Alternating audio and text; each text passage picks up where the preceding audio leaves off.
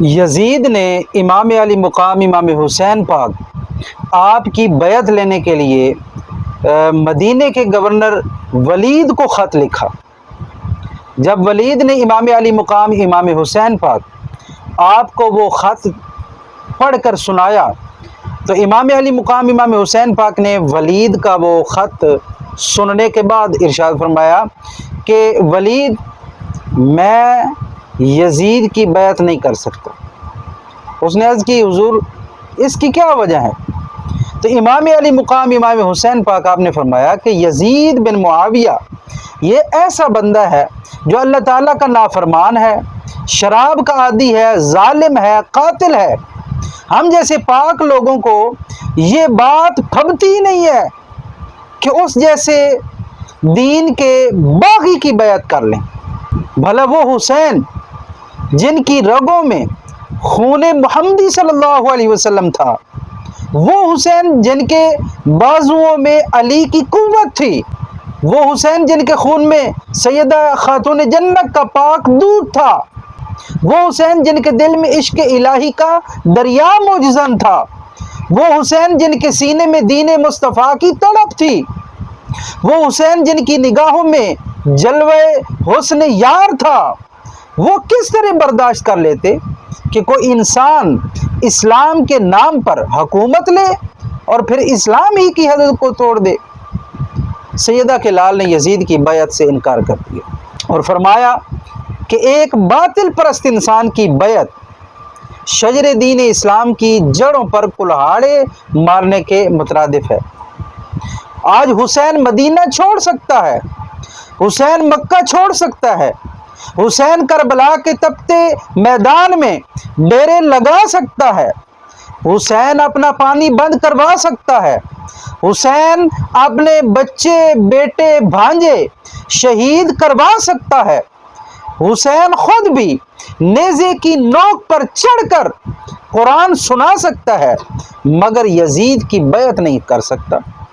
قربان جاؤں سیدہ خاتون جنت کے لال آپ کی شجاعت پر، اے مولا علی کے لخت جگر قربان جاؤں آپ کے حوصلے پر، شعلے کو سیاہی سے ملایا نہیں تو نے، سر کفر کی چوکھٹ پہ جھکایا نہیں تو نے، وہ کون سا غم تھا جو اٹھایا نہیں تو نے، بیعت کے لیے ہاتھ بڑھایا نہیں تو نے۔ آپ نے فرمایا کہ ولید، یہ میرے وہ ہاتھ ہیں جن کو محبوب خدا نے چوما، یہ وہ ہاتھ ہیں جن کو شیر خدا نے چوما، یہ وہ ہاتھ ہیں جن کو سیدہ خاتون جنت نے چوما، یہ وہ ہاتھ ہیں جن کو سیدنا صدیق اکبر نے چوما، یہ وہ ہاتھ ہیں جن کو فاروق اعظم نے چوما، یہ وہ ہاتھ ہیں جن کو عثمان غنی نے چوما، یہ وہ ہاتھ ہیں جن کو عبداللہ ابن مسعود نے چوما، یہ وہ ہاتھ ہیں جن کو ازواج مصطفیٰ نے چوما، یہ وہ ہاتھ ہیں جن کو اصحاب مصطفیٰ نے چوما۔ یہ ہاتھ کسی فاسق و فاجر کے ہاتھ پر بیعت نہیں کر سکتے۔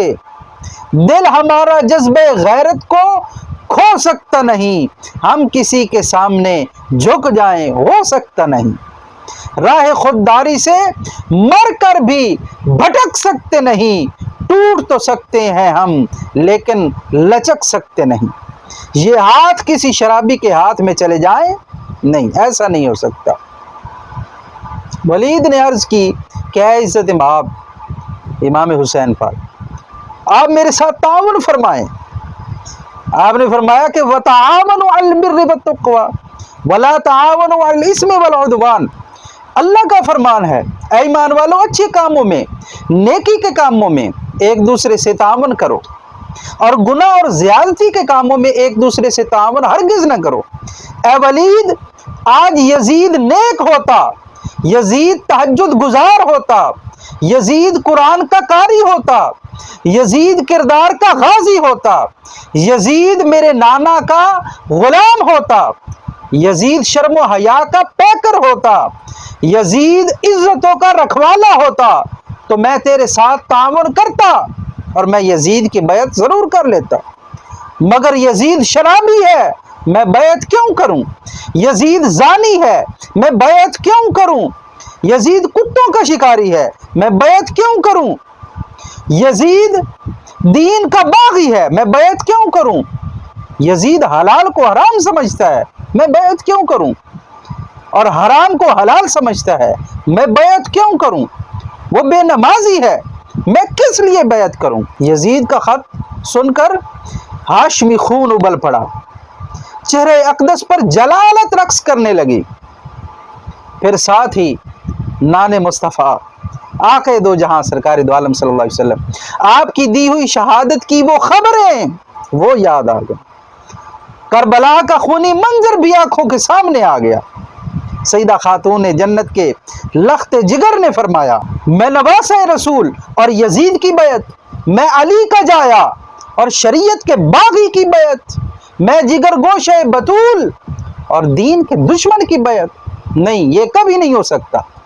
اس لیے کہ میرے وہ ہاتھ جو کبھی بوسہ گاہ رسول تھے آج یزید پلید کے ہاتھوں میں نہیں جا سکتے۔ میرا وہ سر جو شب و روز بارگاہ ایزدی میں جھکا رہتا ہے اسلام کے ایک دشمن کے آگے نہیں جھک سکتا۔ جس نے سیدہ خاتون جنت کا پاک دودھ پیا ہے وہ ایک باطل پرست انسان کی اطاعت نہیں کر سکتا۔ جبریل امین جس کے گھر کی دربانی کریں، فرشتے جس کا جھولا جھلائیں، خدا جس کے ناز دیکھے، مصطفیٰ کریم جس کو اپنے کندھوں پر اٹھائیں، وہ حسین آج امانت الہیہ میں خیانت کرنے والے اور دین کی حدوں کو توڑنے والے یزید کی بیعت کر کے آئندہ آنے والی نسلوں کے لیے اسلام کی بے حرمتی کے لیے راستہ نہیں کھول سکتا۔ امام علی مقام امام حسین پاک جانتے تھے کہ یہ جو میں انکار کر رہا ہوں اس کا نتیجہ کیا ہوگا۔ آپ جانتے تھے کہ یزید کی بیعت کا انکار کرنے سے حکومت سے ٹکر ہو جائے گی، یزید میرا مخالف ہو جائے گا، میرا مدینہ میں رہنا دشوار ہو جائے گا، میں وطن سے بے وطن ہو جاؤں گا، میں کربلا کے میدان میں بھوکا پیاسا شہید ہو جاؤں گا۔ یہ تمام باتیں امام پاک جانتے تھے، اللہ کی عطا سے جانتے تھے، کیونکہ وہ ولیوں کے سلطان کے بیٹے تھے، نبی پاک علیہ السلام کی گود مبارک میں کھیلنے والے تھے، سرکار دو عالم صلی اللہ علیہ وسلم کا نوری لب چوسنے والے تھے۔ بھلا آپ یہ کیسے نہ جانتے ہوں گے؟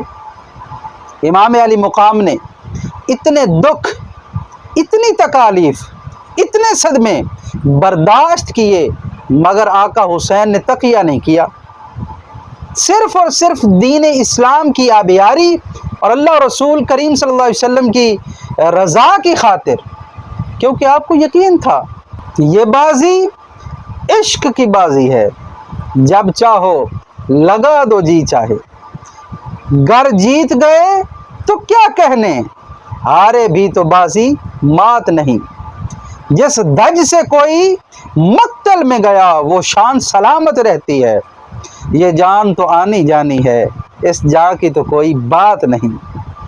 اسی لیے تو ہم آج کہتے ہیں کہ چرچا ہے جہاں میں تیری تسلیم و رضا کا، زیبا ہے لقب تجھ کو امام الشہداء کا، ناز بشریت ہے تیرا سجدہ آخر، رخ پھیر دیا جس نے زمانے کی ہوا کا، اور نذرانہ جاں پیش کیا دین کی خاطر، تو باب نیا کھول گیا صدق و صفا کا۔